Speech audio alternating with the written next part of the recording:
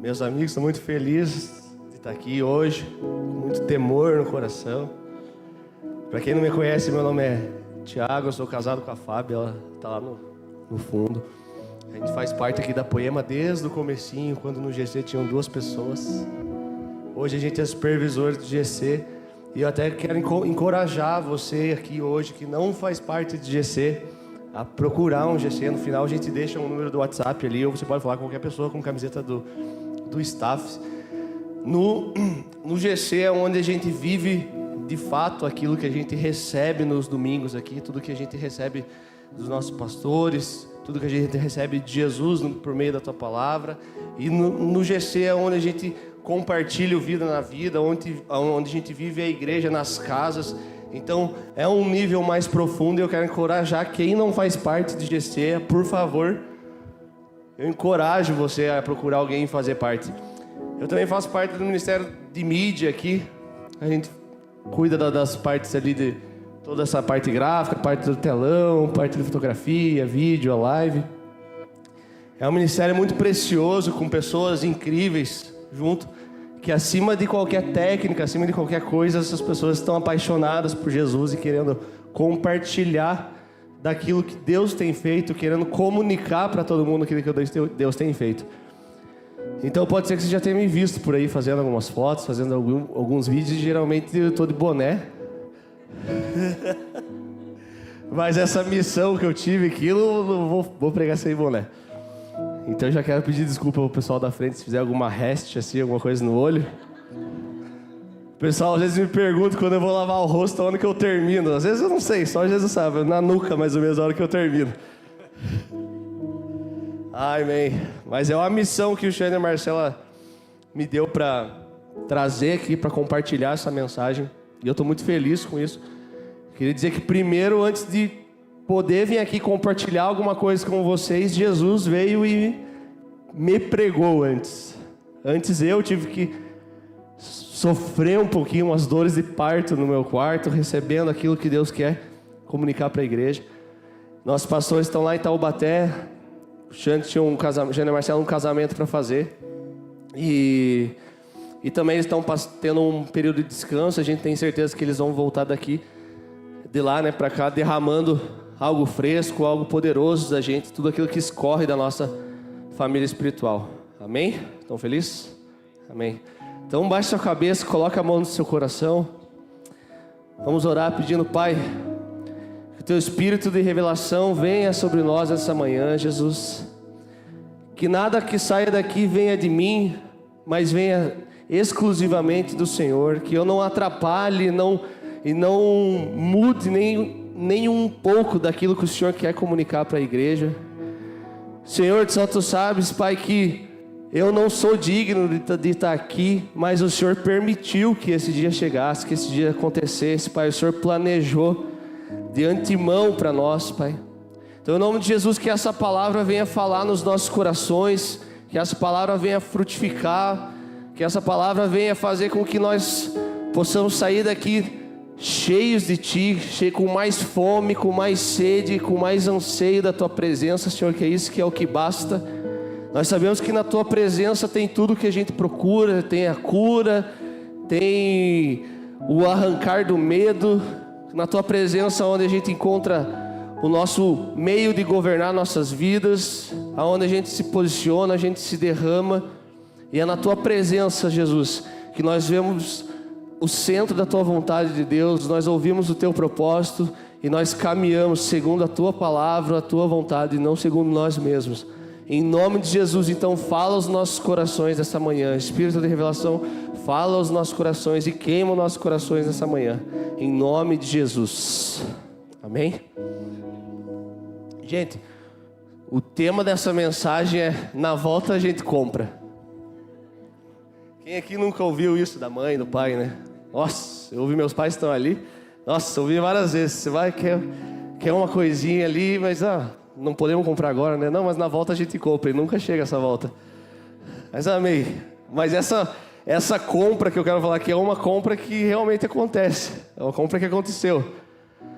Então, eu vou falar um pouco sobre o amor furioso e escandaloso de Deus por nós.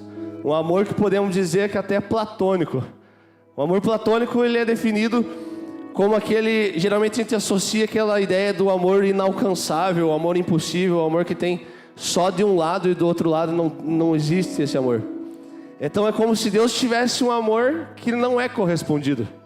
Então um pouco desse amor, o amor platônico que Deus tem e teve com o mundo, que eu quero falar. Então esse amor, essa graça é algo que às vezes a gente não vê mais muito sendo pregado, porque a gente vê muitas vezes a banalização da graça, a banalização do amor de Deus, por às vezes muitos líderes religiosos que estão aí em evidência, gente com muitos seguidores, muitos likes no YouTube, pregando uma hipergraça, algo que você não precisa mudar, que você só recebe a graça de Deus e está tudo certo, você não precisa fazer nada mais. E essa que chama essa hipergraça, né? E aí, com base nisso, a gente acaba não pregando mais a graça, que quando você fala de graça, você fala do amor de Deus, parece, ó, lá vem o cara da hipergraça falar sobre isso pra gente. É a mesma coisa das finanças. Por muito tempo, a igreja evangélica brasileira foi tida uma imagem de, os pastores que enriquecem abrindo igreja. A gente fala hoje sobre finanças, muitas vezes em muitas igrejas isso se torna um tabu. Mas, cara, a gente precisa falar sobre as finanças segundo o reino, a gente precisa falar sobre as finanças segundo a Bíblia. Porque Deus é um Deus generoso, Deus é um Deus que prospera. E também, Deus é um Deus de graça e misericórdia, a gente precisa falar da graça e precisa falar do amor de Deus. E é sobre isso que eu queria falar aqui nessa manhã. E, gente, quantos aqui não gostariam de não só anunciar as coisas de Deus, mas também se tornar uma mensagem? A Bíblia volta e meia nos encoraja e nos impulsiona para esse lugar da gente se tornar a mensagem, mas isso não é uma tarefa fácil. Lá em João capítulo 17, no verso 20, diz assim: minha oração não é apenas por eles, rogo também por aqueles que crerão em mim por meio da mensagem deles. Então aqui Jesus está falando que Ele roga por aqueles que vão crer nele por meio da mensagem. Quem é a mensagem hoje? Nós somos o mensageiro da mensagem da cruz, da mensagem do Evangelho. Então nós precisamos nos tornar essa mensagem. Então essa mensagem é daquelas que faz com que a gente seja impulsionado para uma vida de gratidão e devoção por aquilo que Deus fez por nós. É o tipo de mensagem que quem veio de uma vida de pecado deliberado vê uma vida desgraçada, encontra a graça. E quem é cristão de berço entende que precisa de Jesus tanto quanto. Então às vezes a gente olha ali para alguns personagens da Bíblia, até a Débora estava até compartilhando, como eu falei que ia pregar sobre a vida de Oséias, que isso não é muito falado, a pessoa é Abraão, é Moisés, e é isso que a gente vê mesmo. Porque a gente olha às vezes querendo ser como Eliseu, como Elias, tal, grandes homens de Deus, mas se tornar uma mensagem não é uma tarefa fácil, obviamente que não, a deles também não foi. Mas o exemplo do Oséias, o profeta Oséias, ele tem uma vida detalhada na palavra de Deus. Ele propagou a mensagem através da vida dele. Então Deus ordenava Oséias a fazer para que o povo soubesse o que Deus estava falando. Então ele fazia, ele não apenas comunicava, não falava com as pessoas. Esse é o grande exemplo de a gente liderar e conduzir um povo, conduzir as pessoas para um lugar que muitas vezes a gente não foi. Hoje a gente tem uma sociedade, um digital, onde muita gente está te impulsionando para ganhar o primeiro milhão, mas as pessoas não têm 1 milhão. Ela vai ganhar 1 milhão vendendo o curso, me ensinando a ganhar 1 milhão. Então às vezes a gente quer conduzir as pessoas para um lugar que a gente ainda não foi. E Oséias, ele foi conduzido a tornar a mensagem, a ser a mensagem por conta disso. E ele foi conhecido como o profeta do amor. Mas ele recebeu uma das mais desconfortáveis missões, que era se casar com uma prostituta e constituir uma família. E, gente, no Velho Testamento, ele aponta profeticamente para a vinda de Cristo no Novo Testamento. A gente sempre fala que o Velho Testamento é a sombra daquilo que viria anos mais tarde. Dentro da minha área de fotografia, assim, a gente pode imaginar uma foto, um pôr do sol bonito lá atrás, aí uma pessoa posada em que ela está toda preta, toda com sombra. E somente quando a gente ou dispara um flash ao contrário, ou por uma edição onde a gente aumenta as luzes nessa sombra, é que a gente consegue ver o todo da foto. E é isso que eu vejo o Velho Testamento nessa analogia. O Velho Testamento é aquela paisagem bonita do pôr do sol, só que você não consegue enxergar se ali é um homem, se é uma mulher, qual é o tom da pele, qual é o seu cabelo. E à medida que a luz se aproxima dessa sombra, ela vai ser, o todo vai sendo revelado. Então o Jesus, ele vinha sendo revelado por meio de Oséias. Então a gente vai mergulhar fundo no livro de Oséias e mostrar o quanto isso aponta para aquilo que o Senhor queria fazer, que é o nosso ministério hoje, que é o ministério da reconciliação. A gente veio de uma série chamada Cristo em Mim, e semana passada a gente foi impulsionado a não se contaminar com a podridão desse mundo, né? Ser uma geração de Zorobabel, que nascidos na Babilônia, mas não se contaminaram com a Babilônia. E hoje eu quero encorajar um pouco para que o que a gente vai fazer com isso, sabe? O que a gente, beleza, a gente não se contaminou, ou a gente já saiu do lixo, mas o que a gente vai fazer com isso? Então hoje eu quero falar algo que o Xande sempre fala, que eu sou o que eu sou porque a graça não foi em vão para comigo. E isso é muito forte. E aquilo que Oséias pregava era justamente isso, que é a graça, o amor de Deus. Oséias em hebraico significava Salvador. E Jesus em grego, no Novo Testamento, significa Salvador.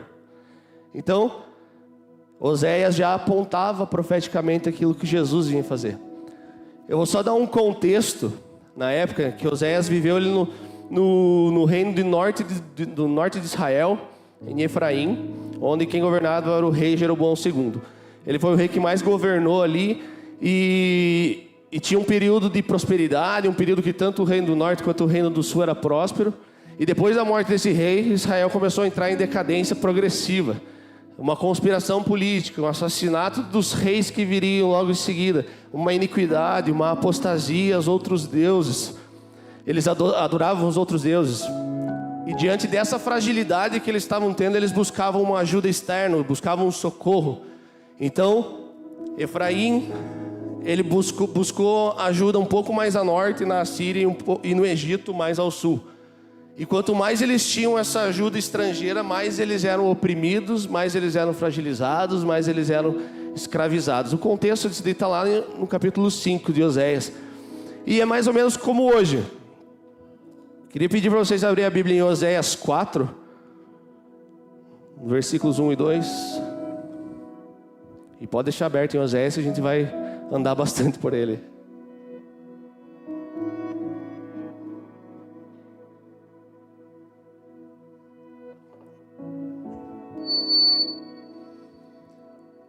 Oséias 4, verso 1 diz assim: Israelitas, ouçam a palavra do Senhor, porque o Senhor tem uma acusação contra vocês que vivem nessa terra. A infidelidade e o amor desapareceram dessa terra, como também o conhecimento de Deus. Só se vê em maldição, mentiras e assassinatos, roubo mais roubo, adultério mais adultério, ultrapassaram todos os limites e o derramamento de sangue é constante. Então é mais ou menos como hoje.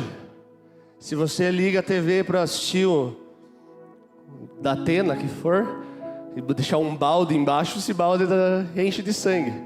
Não sei quem é do tempo do jornal da Tribuna, que tinha aqui no jornal, nem sei se existe o jornal impresso da Tribuna, que se você torcia aqui, nossa, saía uma perna de dentro. Era uma foto dos caras destroçados na capa e esse era o retrato.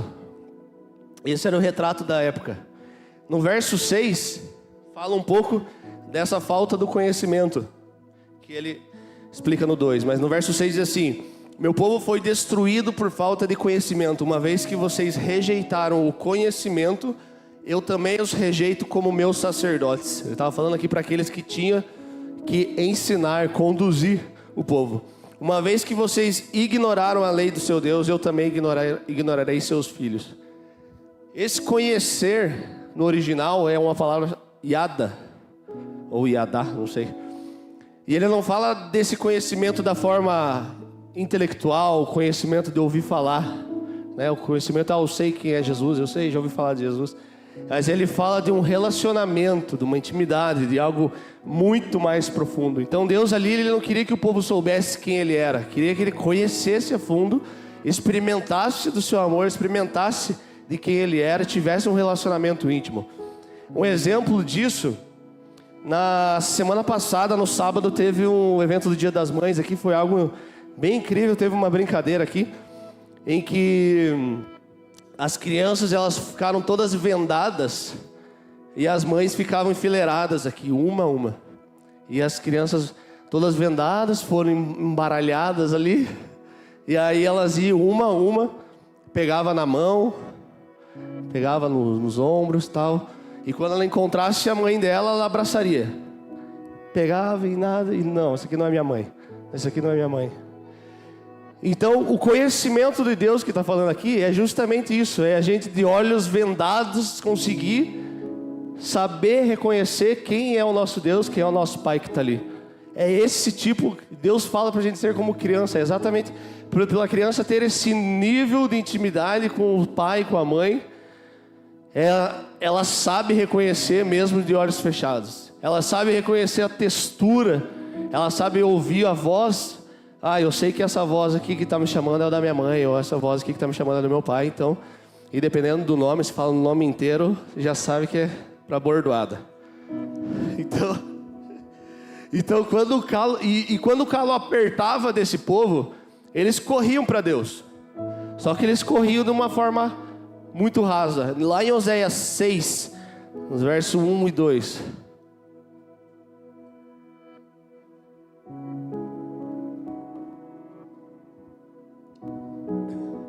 Diz assim: venham, voltemos para o Senhor. Ele nos despedaçou, mas nos trará cura. Ele nos feriu, mas sarará nossas feridas. Depois de 2 dias ele nos dará vida novamente. Ao 3º dia nos restaurará, para que vivamos em sua presença. No verso 4, Deus respondendo: o que posso fazer com você, Efraim? Que posso fazer com você, Judá? Então estava falando dos 2 reinos, o reino do norte de Israel, o reino do sul. Estava falando com todo mundo. Seu amor é como a neblina da manhã, como o primeiro orvalho que logo evapora. Então esse povo, ele sabia que, cara, eu estou zoado, eu preciso correr para Deus, cara, eu preciso de uma resposta. Essa semana eu tenho uma decisão difícil a ser tomada, uma decisão importante, eu vou correr para Deus, cara, Deus me ajuda ali, Deus responde.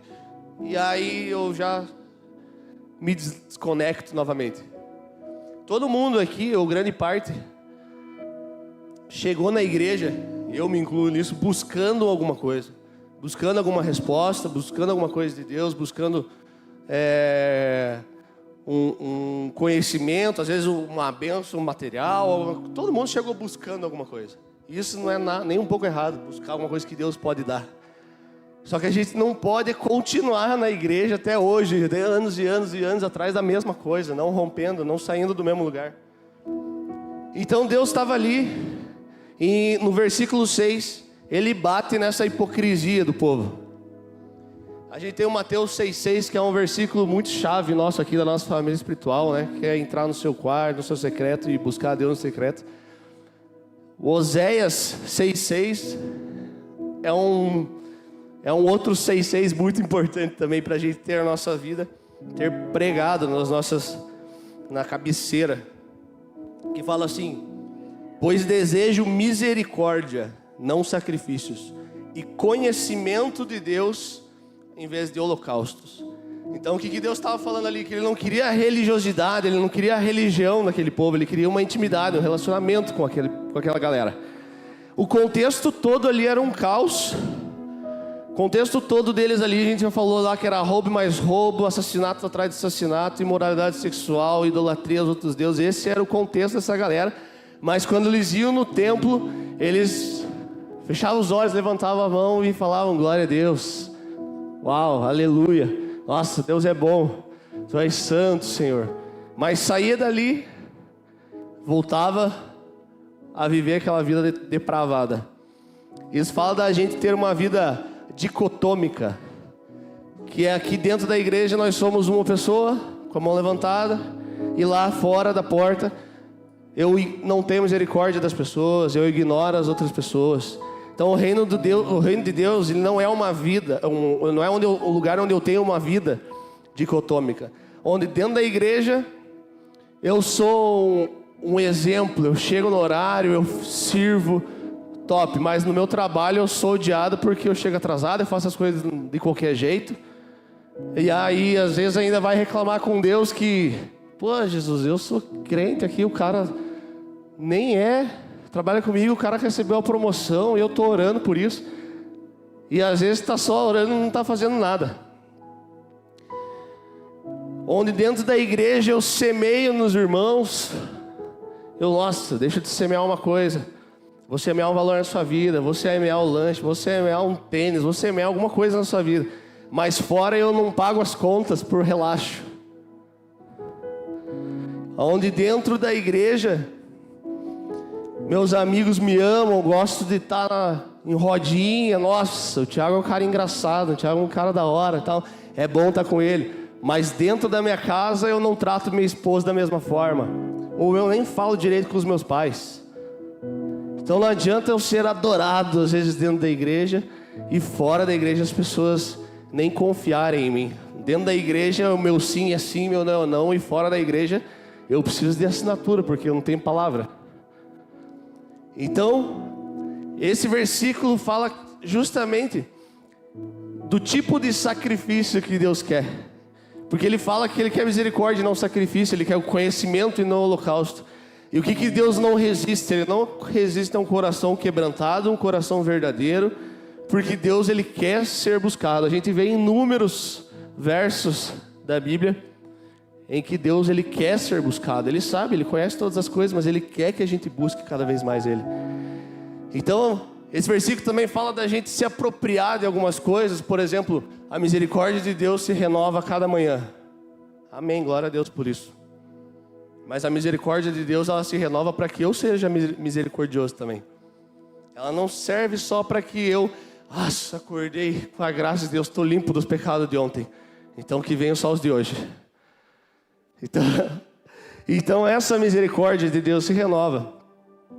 É a mesma coisa que a gente ora um Pai Nosso, onde fala: Deus, perdoa as nossas dívidas, assim como eu perdoo os meus devedores. E o que isso em outras palavras está dizendo? Deus me trata da mesma forma que eu trato as outras pessoas.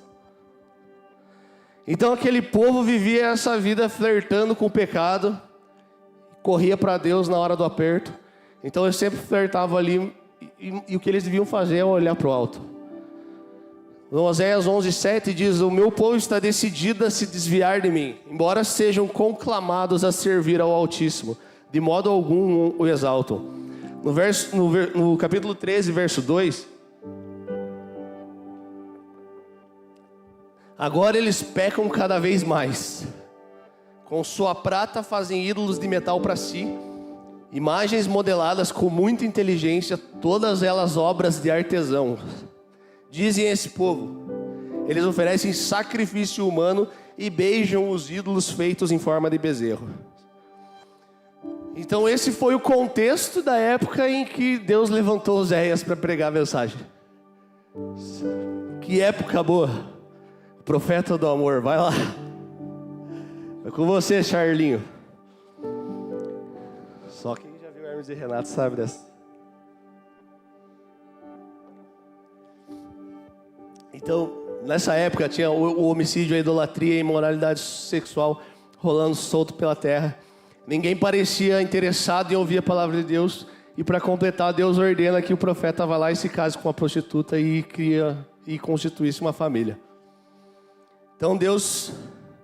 E nesses contextos que eu estava lendo aqui, Deus ele sempre vinha com misericórdia. Se eu só dei um contexto, se você ler o capítulo de Oséias inteiro, você vai ver que Deus vinha com misericórdia, ele vinha perdoando o povo, porque Deus tem um amor platônico. Ele às vezes é do lado dele só, e as pessoas não retribuem. Tá feliz ainda? Vai diminuindo aos poucos, né? O que Israel entendia sobre o amor de Deus? O amor de Deus podia ser comprado. O amor de Deus era sobre si mesmo.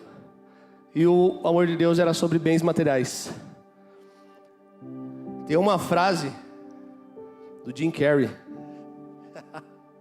que ele fala assim: eu espero que todas as pessoas do mundo fiquem ricas, famosas e tenham tudo que sempre sonharam, para que assim elas vejam que isso não é a resposta para tudo. Cara, é igualzinho aos dias de hoje. Tem uma teoria, a Fábio, que é a estudiosa lá da casa dela, me ensinou essa teoria, que é a modernidade líquida. Tem um sociólogo chamado Bauman, em que ele tem essa teoria de que a nossa modernidade hoje, ela é como um líquido, que ele vai se escorrendo pelas mãos e nada para mais, nada é mais sólido, tudo é líquido, tudo é rápido, relacionamentos eles não duram mais nada, empregos eles não duram mais nada, eles vão pulando de emprego em emprego. O casamento hoje é muito mais fácil terminar e ir atrás de um Tinder, que é um catálogo de humanos, do que você restaurar seu casamento, do que você realmente buscar aquilo que o Senhor planejou para nós, passar por todo o processo. Então hoje a gente vive uma modernidade que é o contrário quase de toda essa questão que a gente estava falando que Jesus pede para nós fazer. E Deus diz assim: eu vou mostrar o que é de verdade o amor.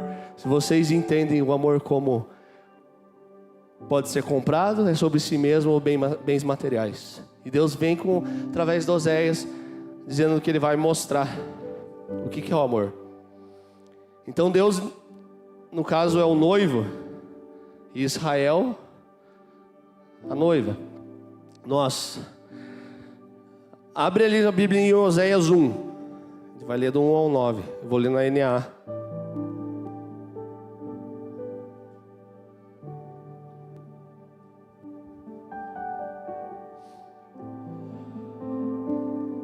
Diz assim: a palavra do Senhor foi dirigida a Oséias, filho de Beeri, nos dias de Uzias, Jotão, Acaz e Ezequias, reis de Judá, e nos dias de Jeroboão, filho de Joás, rei de Israel.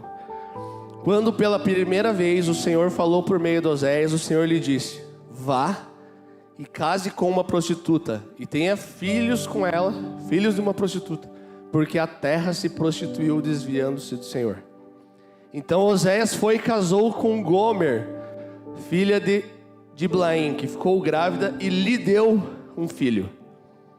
Verso 4: e o Senhor disse a Oséias: ponha o nome de Jezreel, porque daqui a pouco castigarei a casa de Jeú, por causa do sangue que foi derramado em Jezreel. Eu vou acabar com o reino da casa de Israel. Naquele dia quebrarei o arco de Israel no vale de Jezreel. Meu Deus, é um trava-língua. Gomer ficou grávida outra vez e deu à luz a uma filha. Então o Senhor disse a Oséias: ponha o nome de Lo-ruamá, porque não voltarei a ter compaixão da casa de Israel para lhe perdoar.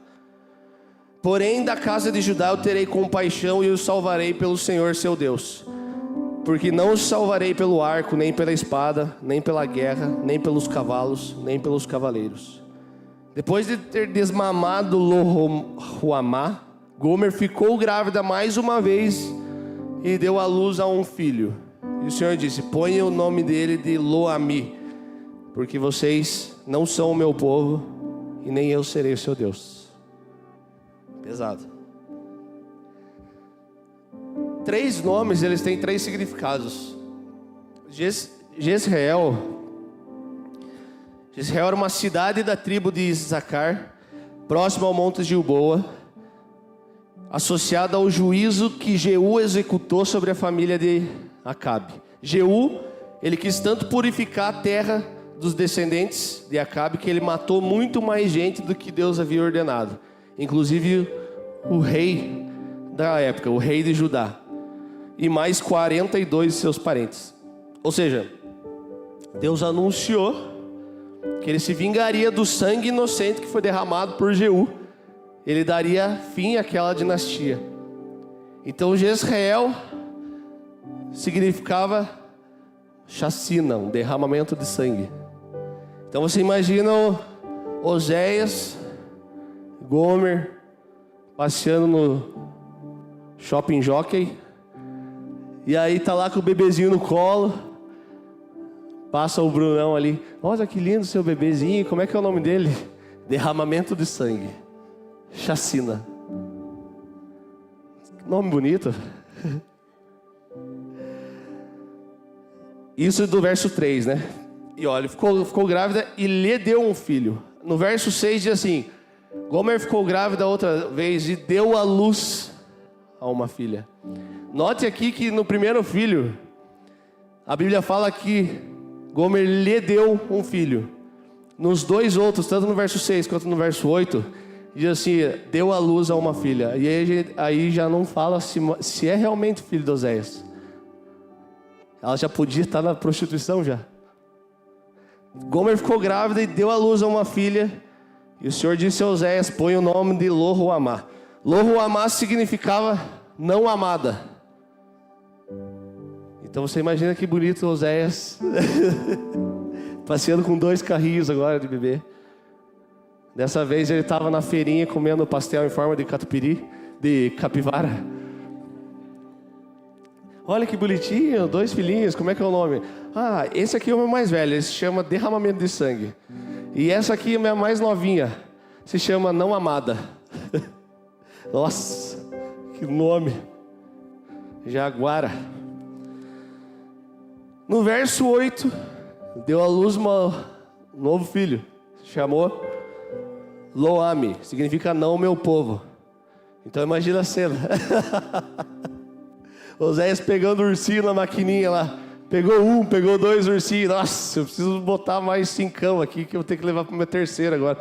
Ai, Sérgio, tem 3, como é que é os nomes? Um é derramamento de sangue, outro é não amado, e o último é não meu povo, recém-nascido aqui agora. Oséias tinha o dom de botar nome. Igual tem uns hoje com uns nomes bonitos. E quando Gomer tem o terceiro filho, ela sai de casa de vez. Oséias acorda, ela não está mais ali do lado. Oséias vai e desce preparar o café da manhã, viu que ela não está em casa. Deve ter ido comprar pão. Tem uns pais que foram comprar cigarro, mas nunca mais voltou. E ela foi comprar pão para o café da manhã. Então Gomer, depois de ter recebido todo o carinho, Oséias foi lá ter tirado ela da prostituição, constituiu uma família, e ela voltou para a antiga vida dela. Então ela vai servir de novo com uma vida desregrada, uma vida sexual desregrada fora do casamento dela.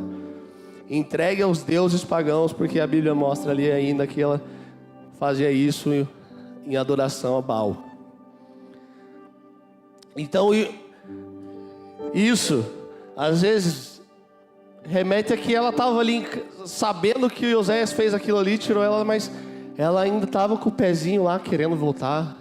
Cara, tem quantas vezes a gente escuta uns testemunhos de gente falando que, nossa, Deus me tirou das trevas mesmo. Meu Deus, quando eu era no mundo eu cheirava, eu festava, eu pegava um monte de mulher, eu bebia um monte, nossa. Fala isso com uma alegria, e de repente, mas agora eu estou na igreja, top, né? Cara, às vezes o cara tá lá na igreja, mas tipo, meu Deus, olha que fico vendo os stories dos meus amigos antigos lá, às vezes falando, nossa, queria estar lá com os caras, churrascão lá da hora. Então, não, às vezes a gente não tá com Deus de fato ali, buscando aquele conhecimento que Deus fala lá atrás, aquele conhecimento íntimo, aquele conhecimento do todo dia.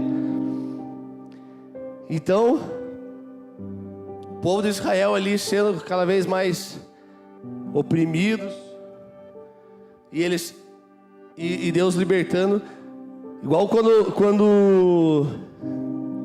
quando Deus livrou eles do Egito lá, tirou eles do Egito, e aí eles no meio do deserto, nossa, lá no Egito a gente tinha mais umas cebola lá, mais umas carnes aqui, só esse maná aqui, todo dia isso daí, meu Deus.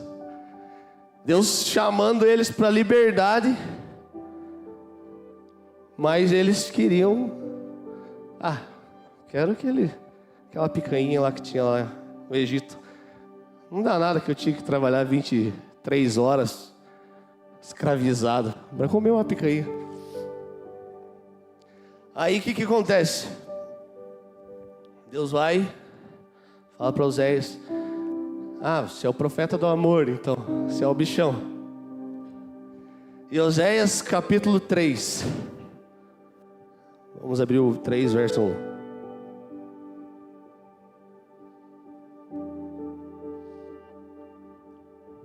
Diz assim: o Senhor me disse: vá outra vez e ame uma mulher que é amada por outro e é adúltera, assim como o Senhor ama os filhos de Israel, embora eles olhem para outros deuses e amem bolos de passas.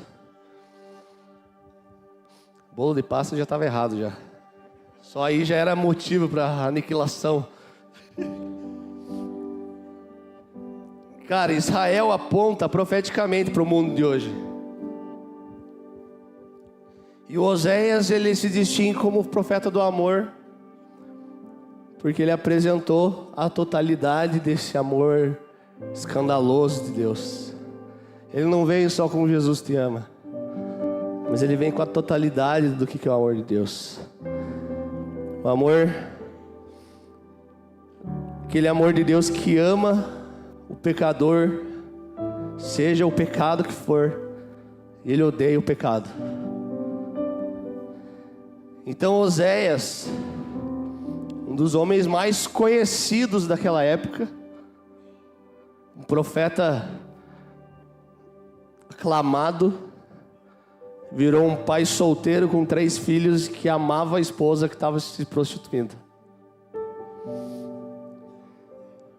A Bíblia não mostra isso, cara, mas dá para imaginar Oséias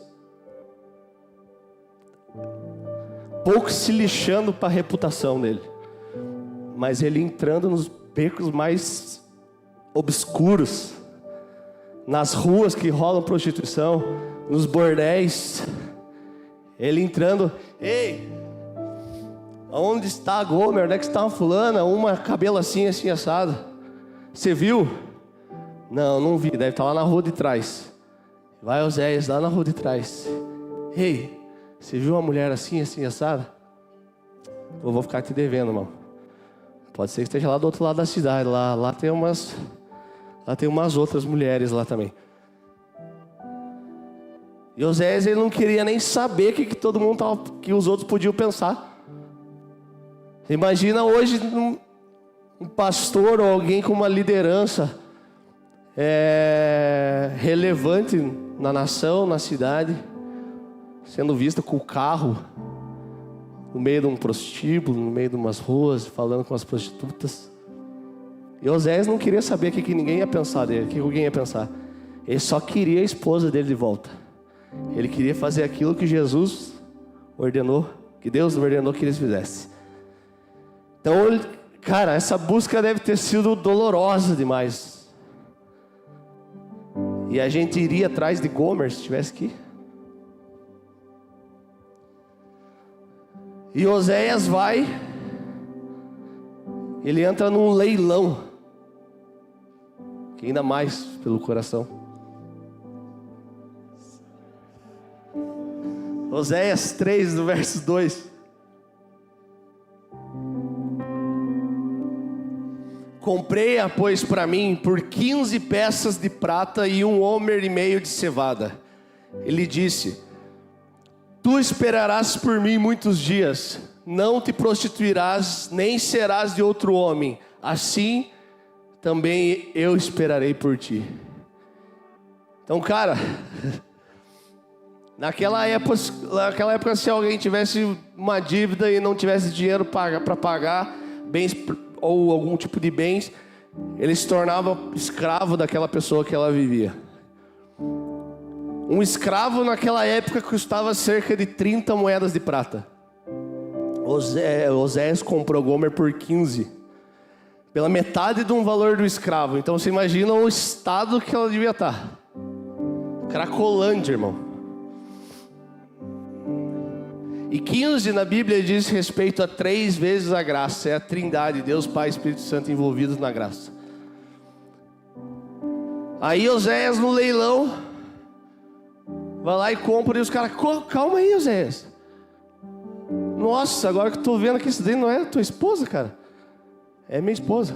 Nossa, você vai comprar ela de novo? Ela não voltou lá pra cena do crime? E Oséias fala: eu não me importo, eu pago o preço que for. E agora você imagina a Gomer lá, sendo leiloada, o que deve ter passado na cabeça dela, que abandonou o marido e os filhos para voltar para a prostituição, para voltar para uma vida em troca de um prazer momentâneo, ou talvez por causa do dinheiro, ou talvez o dinheiro tenha falado mais alto, as contas que ela tinha que pagar. E aí em casa, 3 filhos já é mais conta. Não sei, pode ser. Daí Oséias vai lá e comprou, e as pessoas devem ter pensado: agora sim, agora essa mulher vai ver o que é bom para tosse. Cara, ela se lascou. Segundo a lei da época, ela oficialmente agora pertencia a Oséias. Oséias tinha propriedade de Gomer.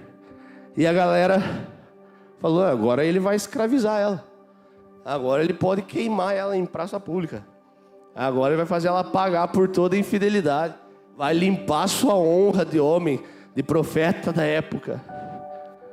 E o que acontece? Enquanto as pessoas pagavam para usar ela, Oséias paga para curar ela, para livrar ela. Oséias vai e pega ela toda arrebentada e mostra que o verdadeiro amor purifica. Coloca uma nova roupa nela, dá um banho nela, dá uma nova vida, restaura e fala: meu amor. No verso 3 ainda ele diz assim: você esperará por mim muitos dias, não te prostituirá, não será de outro homem. Então agora é eu, você, é a nossa família, é eu, você. E aí Oséias fica louco. Aí Deus toma conta dele, o Espírito Santo vem e ele começa a profetizar para o povo. Está dizendo: ei, é assim que Deus ama vocês. É assim, Deus não apenas vai e perdoa, não paga as dívidas só, mas Ele restaura, Ele traz para perto, Ele abraça, Ele acolhe, Ele restaura, Ele vai e fala: eu te dou uma nova vida. Do pior do pecado que ela estava, da pior sujeira, Deus vai falar: eu te dou uma nova vida. Oséias, muito louco, no verso 4, ele fala assim: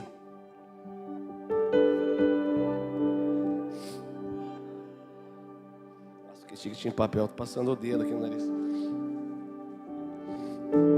Porque os filhos de Israel ficarão por muitos dias sem rei, sem príncipe, sem sacrifício, sem coluna, sem estola sacerdotal ou ídolos do lar. Depois tornarão os filhos de Israel e buscarão ao Senhor seu Deus e a Davi seu rei, e nos últimos dias, tremendo, se aproximarão do Senhor e da sua bondade. Olha esses três verbos aqui, e o quanto o Antigo Testamento aponta para Cristo. Depois, não estava falando de agora ali. Tornarão os filhos de Israel, buscarão ao Senhor e a Davi seu rei. Por que Davi? Porque eles não sabiam na época que tinha Jesus, que viria Jesus. Jesus é chamado do filho de Davi. Então, na vinda de Jesus, eles voltariam a ter um rei. E nos últimos dias, tremendo, se aproximarão. Então eles primeiro se tornariam filhos, buscariam o Senhor, buscariam Jesus e se aproximarão do Senhor e da sua bondade. Oséias estava profetizando numa época, todo o Antigo Testamento, uma época que as pessoas eram aterrorizadas pelo juízo de Deus, pelo peso da mão de Deus. As pessoas viviam na lei, que se não cumprisse a lei, Deus pesava a mão. E Oséias estava falando ali que as pessoas, ao invés de ficar apavoradas com isso, elas temeriam, ficariam absurdamente apavoradas pela bondade de Deus. Em Romanos 2,4, já no Novo Testamento, diz assim: ou será que você despreza as riquezas da sua bondade, tolerância e paciência, não reconhecendo que a bondade de Deus leva ao arrependimento? Então essa é a graça, meu amigo. Então Oséias vai lá e compra a mulher que já era dele. E em Salmos 24:1 diz assim: a terra e tudo que nela há são do Senhor, o mundo e todos os seus habitantes lhe pertencem. E aí tem um versículo chave que talvez ninguém tenha ouvido ainda, João 3,16. Porque Deus tanto amou o mundo que deu o seu Filho unigênito, para que todo aquele que crer não pereça, mas tenha a vida eterna. Então o que Deus fez? Comprou o que já era dele. Oséias tipificava a vinda de Jesus. Oséias comprou a mulher que já era dele, e Deus pagou pelo que ele já possuía. Salmos dizia ali: o mundo e todos os seus habitantes lhe pertencem. E qual foi o preço? Metade de um escravo? Não. Aí foi o preço mais alto. Foi o preço do seu único filho, sem pecado, sem sujeira, pagar pelo sangue aquilo que já era dele.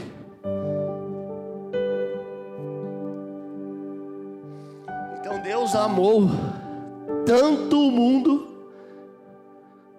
com amor escandaloso e platônico. O mundo não ia amar ele de volta. O mundo não ama ainda ele de volta.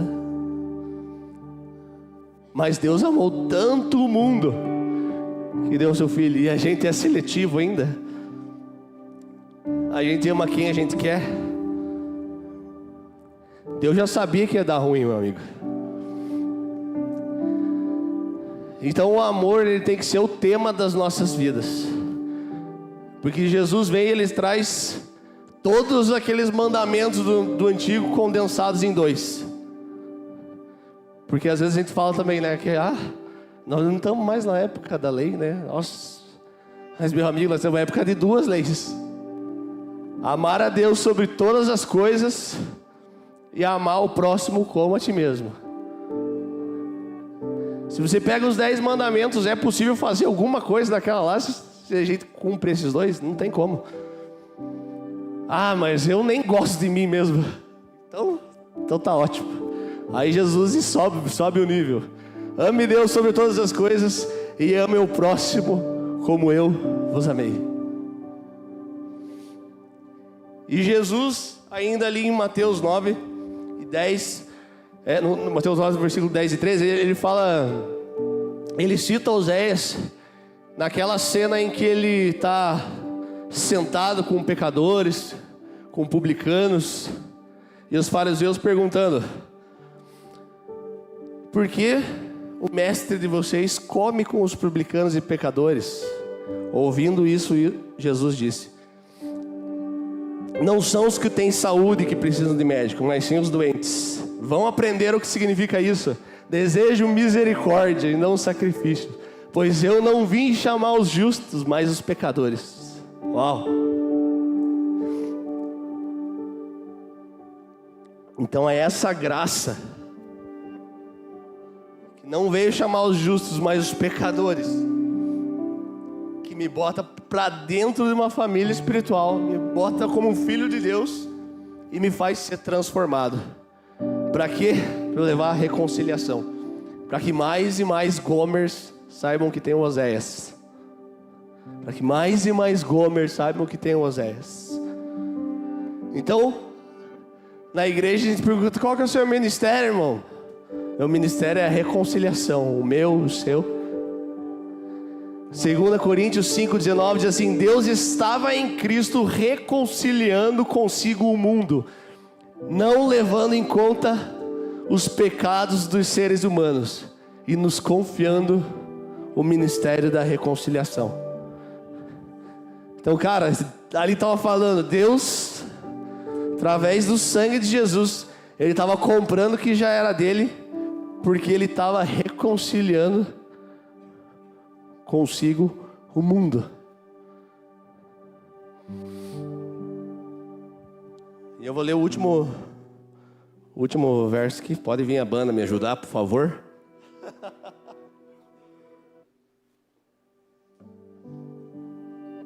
Romanos 5.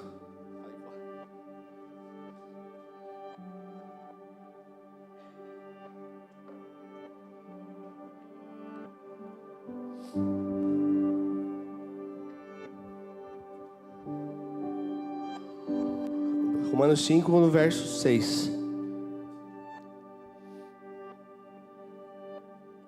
Essa passagem é a chave de tudo isso aqui.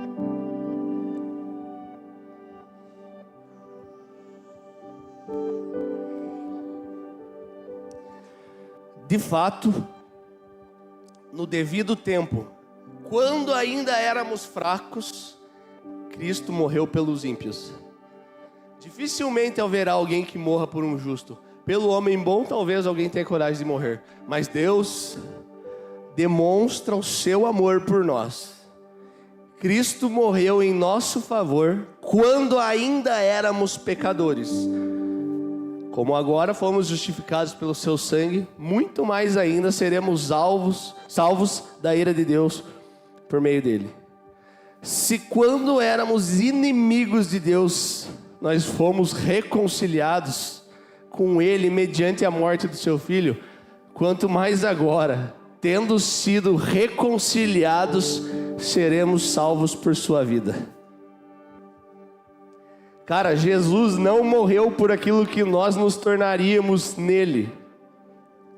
Jesus morreu pelo que nós éramos sem ele. Cristo morreu pelos ímpios. Se quando éramos inimigos de Deus, então eu quero que você pense no seu mais fundo poço, no pior dos seus pecados, às vezes aquele que só você sabe. Foi por isso que Jesus morreu. Não foi por causa de uma versãozinha melhorada depois de crente que a gente dá umas caídas ali, nossa. Então, porque Deus estava vendo já o que ia fazer, Deus estava vendo o que ia fazer, mas Jesus morreu pelo que a gente era. Ele ressuscitou pelo que a gente ia se tornar. Mas ele morreu por causa do meu pior dia de pecado. Quando eu entrava lá entregue na maldade do mundo. Sei lá qual que é o seu pecado, sei lá qual que é só a sua versão que Jesus morreu. Então quem é Oséias? Jesus, aquele que salva. E quem é Gomer? Eu, você. E Jesus não vai cansar de ir nos piores lugares, do mais fundo poço, do mais sombrio pensamento, para nos resgatar, para nos encontrar, pagar um preço por nós, trazer para perto, nos dar um destino, fazer filhos de Deus. Vai, segue um propósito, segue o alvo. Qual é o alvo? Jesus. Então aquele que não conhecia pecado algum, se fez o pecado, se fez o meu pecado, o teu pior pecado, para que a gente pudesse ter a vida eterna. E Deus não amou a gente por causa dos nossos méritos. Deus nos amou com os nossos deméritos. Não é nem apesar. Deus não tem um apesar da sua falha, Deus ama com a sua falha. Porque o apesar, Deus fala assim, cara, eu amo você, mas nossa, você dá umas rameladas aí, né? Então, essa parte aqui eu não amo. Então não é apesar disso, é com isso. Cara, Deus não nos ama por causa da nossa capacidade técnica de tocar, de fazer conta, de trabalhar bem, de ser um bom empresário. Mas Ele ama com as nossas falhas. Ele não ama porque a gente faz boa ação, mas Ele ama com as nossas maldades e nas vezes que a gente dá uma ramelada. Deus ama. Nossa! Mas então você está pregando uma hipergraça. Não, meu amigo. E quando eu e você entendemos que Cristo morreu pela nossa pior versão, não tem como eu fazer o que bem entender mais na minha vida. Quando eu entendo que a morte de Jesus me fez filho de Deus, me colocou para dentro de uma família, não tem como eu ser a mesma pessoa. Porque eu sou o que sou, porque a graça não foi em vão comigo. Então não tem como a gente falar mais uma parte do evangelho para as pessoas. Jesus te ama nas ruas, levantar uma plaquinha, Jesus te ama, Jesus te ama. A gente precisa falar que Jesus te ama, Ele pagou um alto preço pelo teu pecado na cruz. Ele te chama para uma nova vida, Ele te chama para um lugar mais alto, Ele chama para um lugar de relacionamento, Ele dá um banho ali, Ele troca as vestes, troca de roupa e Ele faz com que você tenha vida eterna.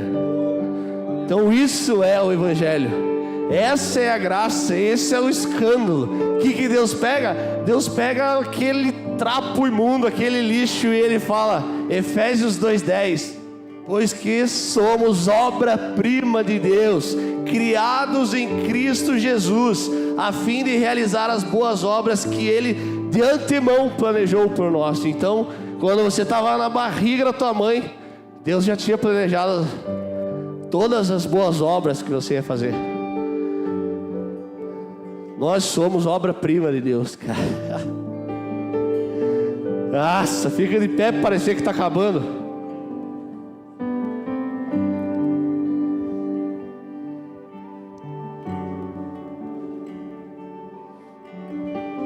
Pai, nos ajude a amar tanto o mundo, para que a gente possa cumprir o Teu ministério da reconciliação. Nos faz primeiro reconhecer da onde o Senhor nos tirou e onde o Senhor nos colocou, para que a gente consiga dar a devida importância para a Tua graça, para o Teu amor. Teu amor não pode ser comprado, o Teu amor não é bem material. O Teu amor é a Tua presença, Jesus.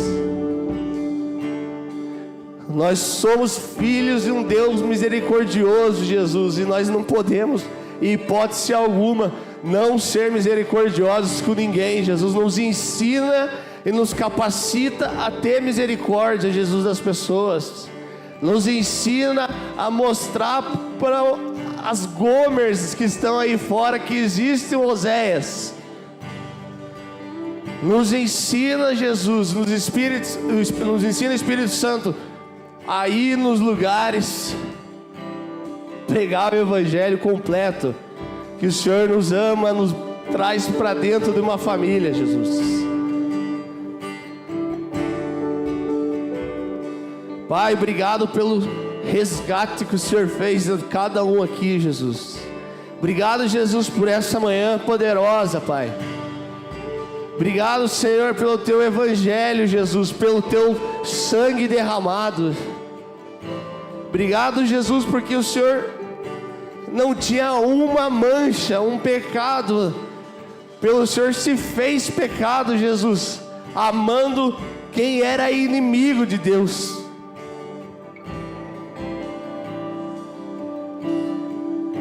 Nos ajude a crer na totalidade desse evangelho, Jesus, e nos ajude a caminhar segundo a Tua palavra, segundo a Tua vontade, Jesus. Hoje, todos os dias, Senhor, nessa semana, Jesus, que a gente possa apresentar o Salvador para umas Gomers aí, em nome de Jesus, Pai, em nome de Jesus, em nome de Jesus.